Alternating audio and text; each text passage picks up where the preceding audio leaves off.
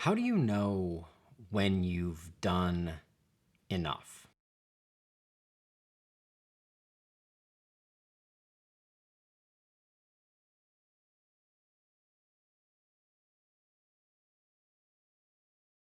The dictionary defines enough as much or as many as required. Apparently, it originates from the Germanic word Genug, which also has Old English and Dutch variants. But I find with words like enough, when I Google them, their definition is relatively simple, yet in my head, the word is far more nuanced and complicated. In enough's case, the interesting part of the word is much more in the divination of the requirements than the announcement of their satisfaction. What I mean to say is that in our daily lives, we are constantly assessing if things are enough, and those judgments to me are fascinating and complex. When do I stop cleaning the kitchen? When it's clean enough. When do I stop massaging the slide deck for tomorrow's meeting? When it's good enough. Always at the center of these decision points is, in my mind at least, the word enough and what it means for something to be enough. And the state of something being enough is incredibly multifaceted. For the kitchen to be clean enough, the dishes need to be put away, the crumbs on the counter need to be swept up, and the sink needs to be empty of dirty dishes. The presentation is only good enough when there are no spelling errors in it, when the graphics are sufficiently engaging and the slides themselves deliver the message in the way that you want them to. But good luck writing down all of these requirements with sufficient specificity to guarantee a good result. Despite not being able to make that list, we all find ourselves in our daily life constantly being comfortable labeling things as good enough. It almost seems like it is not a rational assessment as much as an emotional assessment grounded in necessity. We would all be paralyzed if we could not eventually declare imperfect things done. One of the examples of this conundrum from my own past was once upon a time, professionally, I had a friend that was on a PIP. For the uninitiated, a PIP is a performance improvement plan, and it is a mechanism used by large companies to address performance issues with employees. A person is put on a PIP when they are not doing a good enough job. And the PIP itself is a manager-created list of all the things that that person needs to do to meet a certain minimum bar of performance. And the dirty little not-so-secret of PIPs is that they are much less about improving the performance of the non-satisfactory worker and much more about creating documentation for the company about that individual's not good enoughness. It's a win-win for big companies. If the PIP somehow miraculously works, the company has a much improved employee who is now good enough. And if the PIP does not work, then the company has documentation on all of the shortcomings of the person when it comes time to fire them. This official documentation is particularly useful if the individual, say, sues the company for wrongful termination. In a court battle, the company now has a nice itemized list of all of the flaws of the person that was on the PIP. A good PIP is excessively specific. It is filled with cadences, deadlines, hyper-specific things that need to be done. And all of these things are kind of the perfect illustration of form meeting function. If the function is to demonstrate that someone is doing a bad job, the form is a list of incredibly easy to overlook nitpicks designed to trap the employee into not checking every box. And every unchecked box is part of a larger justification for their ultimate firing.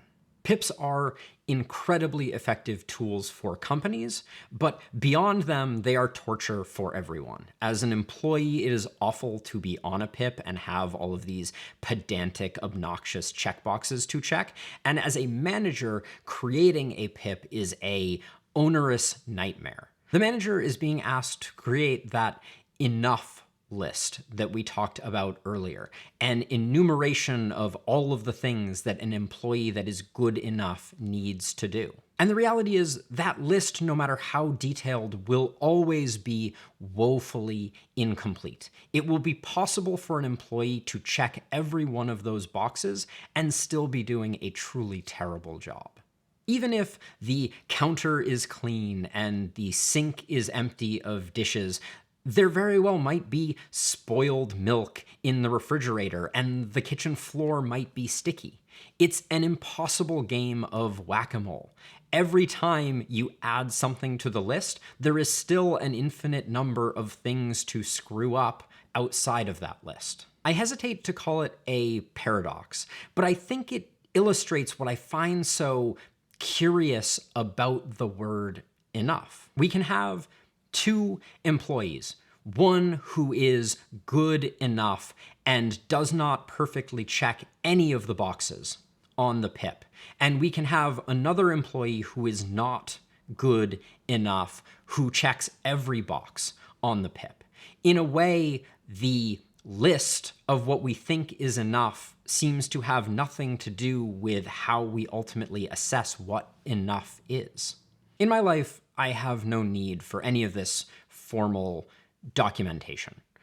I have thus far not seen it necessary to put myself on a PIP. But I definitely still struggle with, in my own life, determining what is enough. A specific example that I deal with on a weekly basis are these videos. At what point have I created a video that is enough for me? When does a video look or sound good enough? How many graphics and little callouts are enough?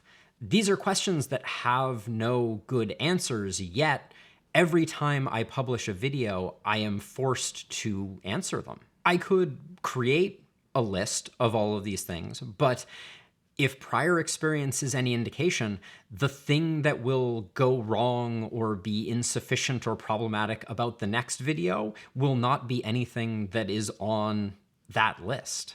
Just like the performance improvement plan, the things that make someone or a video good enough are qualitative and unmeasurable and really truly difficult to define. This reminds me of one of the few legal anecdotes that I know anything about, and it was the Supreme Court case Jacobellis v. Ohio from 1964. In this court case, Ohio authorities accused Nico Jacobellis of playing an obscene movie in the movie theater that he was a manager at. The case made it all the way to the Supreme Court, where the conviction was overturned, and Supreme Court Justice Stewart had the following to say about the decision. I shall not today attempt to further define the kinds of material I understand to be embraced within that shorthand description, and perhaps I could never succeed in intelligibly doing so. But I know it when I see it, and the motion picture involved in this case is not that. It's a rather remarkable statement for the highest court in the US to essentially say that they are incapable of defining what pornography is, but that they are perfectly content in saying whether or not a particular motion picture is or is not pornographic. And I think this is at the core of this discussion. There are words like enough or pornographic that exist in dictionaries. You can look them up in the Oxford English Dictionary and find a concise, clear definition of them. But those definitions don't tell the whole story. They are words that describe a wildly subjective standard, one that shifts from person to person, from time to time, from place to place. And we as people are expected to evaluate when things meet or do not meet these standards, when something is enough, despite the fact that it is nigh impossible to define a formal standard that would apply to everyone in every context. And I, for one, did not expect this video's conclusion to be enough and porn, hey, they have a lot in common. But here we are. And I think that's enough out of me. I hope you have a wonderful rest of your week, and I'll see you in the next one. Bye.